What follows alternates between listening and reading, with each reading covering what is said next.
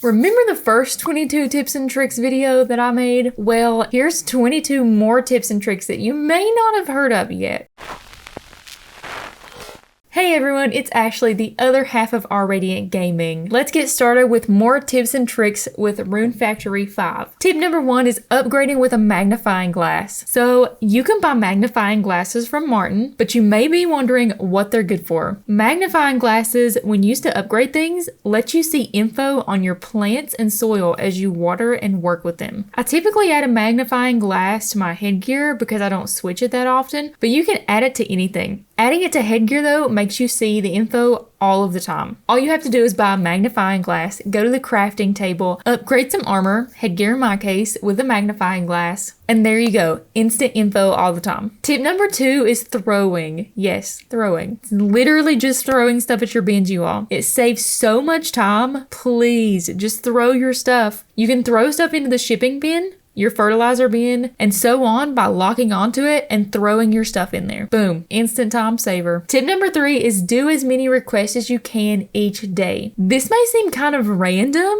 but doing as many requests as you can each day can net you a lot of needed items and money. Plus, it helps get friendship levels higher with villagers. It's a win-win. Tip number 4 is stealing from enemies. This one might have been mentioned in the game, but here's a little reminder. You can steal from enemies using your steal spell. Instead of just holding ZL, tap it and it will throw out a steal that can occasionally steal from enemies. I did read somewhere that getting an enemy's health down under half helps with those chances, but I cannot confirm that, so just keep that in mind. Tip number 5 is something to not do. Please don't upgrade your clinic first, like I did. During my playthrough, I messed up and I upgraded the clinic first. I wasted so many materials, so much money for nothing. There's some items in the clinic that you can get once upgraded that cost 50,000 a piece. I thought that the status effects you got from these items were permanent. They are not. I don't know why I would think that. They only last 24 hours, and in my opinion, it's not really worth it, even in the later game.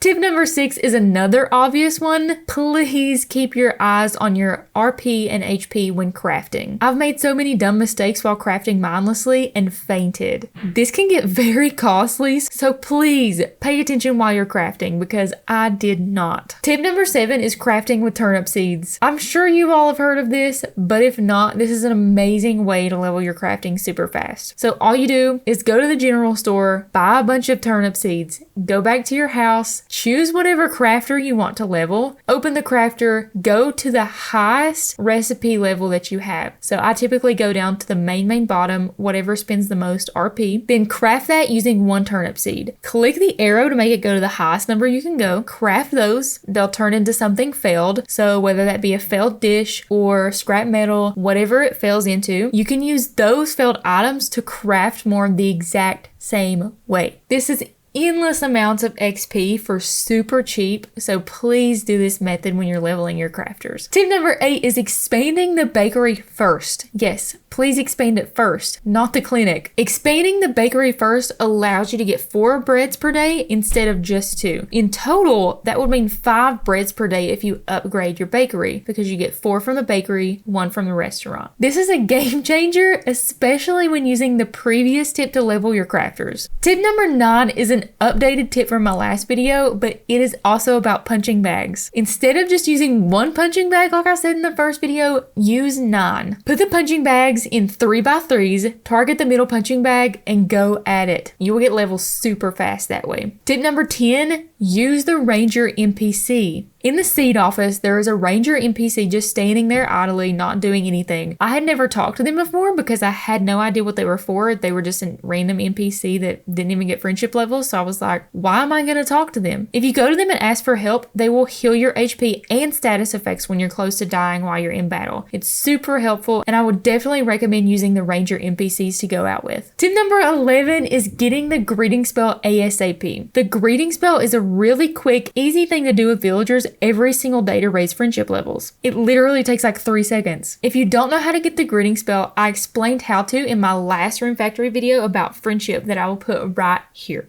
Tip number 12 is taking friends to the bathhouse. Taking friends with you to the bathhouse will almost always get you a gift after you take a bath. Most of the time it is a drink, but I'm always needing drinks for a request anyway, so it's super helpful. Tip number 13 is Terry and homemade gifts. In my first tips and tricks video, I did mention gifting 5 homemade gifts to people to get gifts back. However, the best person to do this early game is Terry. He can give you the heart pendant very early on in the game as a gift back. When you equip the heart pendant, it does increase the amount of skill experience you gain, which comes in handy. Tip number 14 is allowing your soil to rest. I played a lot of Harvest Moon and stuff growing up, and I never had to let my soil rest or even worry about the quality of my soil, so this was a shock to me when I found out you had to do that. The soil does deplete over time in Rune Factory 5 if you did not know. To restore it, you can either let your soil rest, keep the fertilizer bin stocked with weeds and grasses, or you can till weeds into the squares. It's honestly super simple, but kind of hard to remember to do. Tip number 15 is harvesting crops and skill level improvement. When you harvest crops, you have a chance of getting blue orbs to appear that will raise a random skill level instantly. This can come in handy with skills that are harder to level. To easily get these, just continuously grow a bunch of turnips and they will pop up pretty frequently when harvesting. Tip number 16 is the Crystalabra rotating stock. So you definitely need to check the Crystalabra every single day. It has a rotating stock of random items and sometimes they can be very beneficial. The bigger the shop is, the more you update it, the more items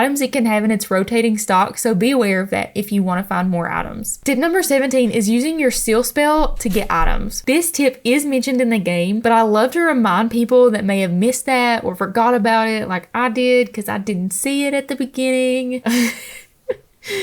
But you can use your seal spell to get items that are out of reach. So for example, one time I had a crystal that was in the middle of the lake. I couldn't reach it. I had no idea. I was like, is this a glitch in the game? It was not. You just have to use your seal spell to get it. All you do is tap the ZL button. It'll hit the item and put it right in your hands. Tip number 18 is using companions to search for hidden items. Just always have a companion with you in this game, guys. Always. Just have one at all times. Never go without one. It's a huge benefit. They search for hidden items that you can't get by yourself unless you have the Foresight crest. If you have the Foresight crest, it doesn't really matter, but still, have a companion with you. It helps. All you have to do is keep an eye out for a random item's name to pop up on your screen. Click A, there you go. There is the hidden item. Sometimes these items can be really helpful, like tree seeds or something like that, so I definitely try to use a companion anytime you can. Tip number 19 is something I can't pronounce, but taming the first boss, Kyuubi. Kyuubi? I don't know. Kyuubi.